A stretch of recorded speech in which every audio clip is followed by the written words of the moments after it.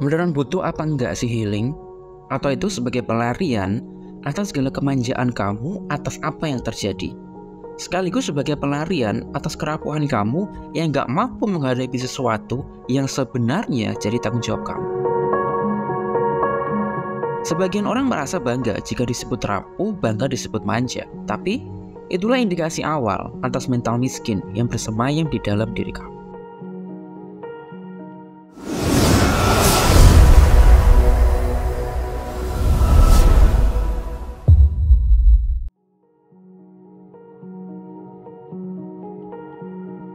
Selalu ada jurang pemisah antara si kaya dan si miskin, dan diiringi si miskin yang menyalahkan si kaya bahkan tergiring ke dengki. Mungkin itu karena warisan, dia kaya karena korupsi, itu si A kaya karena pesugihan, mistik, klinik misalnya, dan berbagai cap yang seringkali dilayangkan.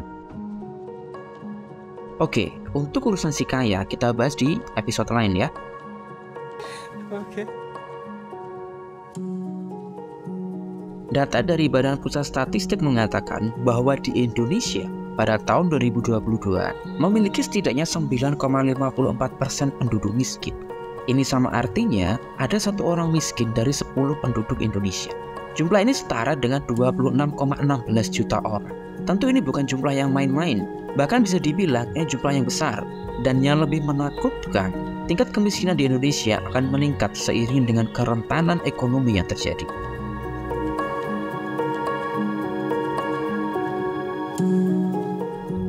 Menentukan tingkat kemiskinan juga bukan perkara mudah.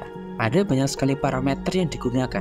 Ada yang menggunakan tingkat pendapatan, ada yang menggunakan sisi kepemilikan emas, ada juga yang menggunakan sejauh mana angka kecukupan gizi. Dari berbagai parameter yang digunakan, tidak perlu kita perdebatkan mana yang paling benar, karena tentu masing-masing memiliki metode yang berbeda serta memiliki skenario penelitiannya masing-masing. Nah, di episode ini kita membahas kemiskinan yang bersumber dari dalam diri sendiri, alias dari mental. Oh my god! Wow!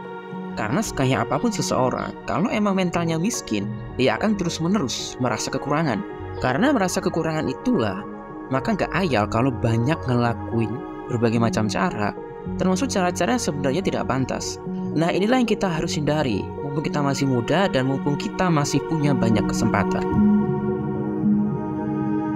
Pasti kamu sekarang udah gak asing dengan kesehatan mental. Banyak juga yang bilang mental health, dimana kamu gak cukup hanya olahraga untuk kesehatan badan kamu, namun juga perlu latihan agar kesehatan mental kamu terjaga.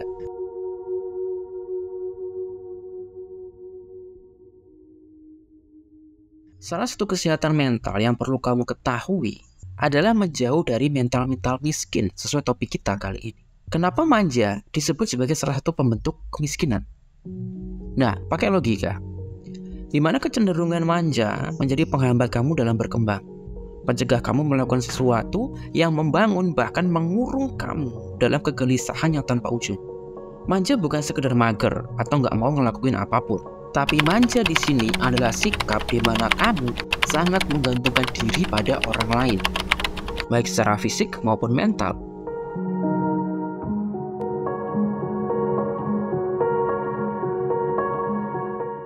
Sekarang coba kita latih otak kita untuk berbicara logis alias pakai logika.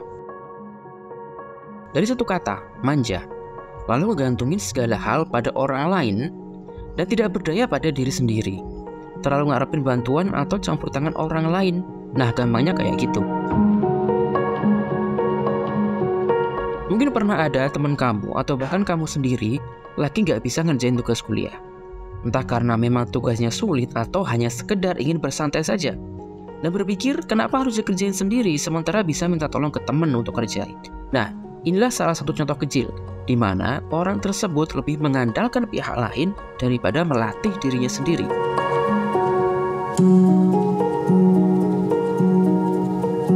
Tugas kuliah yang berat, anggap aja begitu, justru jadi kesempatan buat kalian mengasah diri, semakin memperkuat keilmuan dan kemampuan. Namun akan berbeda jika kesempatan ini disia-siakan dan berlindung di belakang manja tadi. Sekali manja akan berhasil melakukan sesuatu, maka akan terdorong untuk melakukan lagi dan lagi. Dan entah berapa kesempatan yang dibiarkan lolos begitu saja.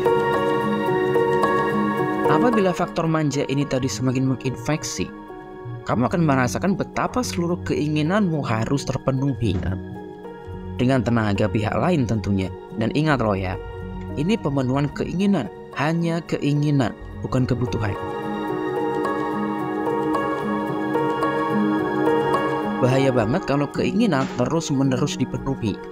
Justru kamu yang akan merusak dirimu sendiri. Ada teman punya ponsel bagus, jadi pingin.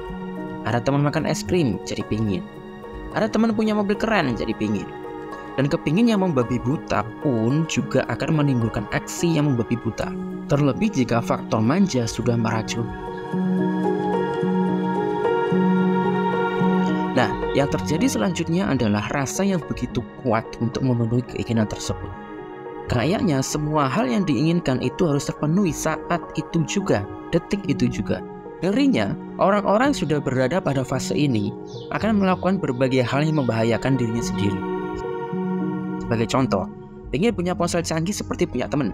Karena kantong tipis, maka mulailah install aplikasi pinjaman online dengan jumlah pinjaman nominal besar tanpa berhitung berapa pendapatan dan kemampuan membayar angsuran.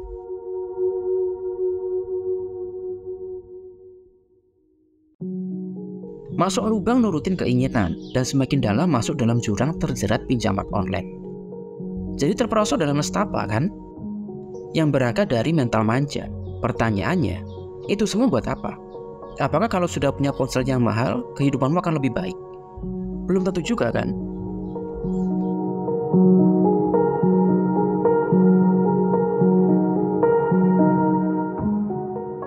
Kebiasaan itulah yang semakin memperkuat pengeluaran yang berangkat dari keinginan. Pengeluaran yang semestinya dikontrol dengan baik justru semakin deras untuk mendapatkan hal-hal yang sebenarnya tidak dibutuhkan. Berangkat dari keinginan yang didasari faktor manja akan terus-menerus menggerogoti keuangan. Dari sinilah keuangan yang semestinya dapat diploting untuk tabungan hari tua, untuk investasi, untuk pengembangan diri, malah hangus tanpa sisa hanya untuk menuruti keinginan yang sifatnya sangat sementara. Jadi, mental manja itu buruk? Tidak, karena manja kepada Tuhan ada hal yang baik. Selanjutnya di Better Life Indonesia.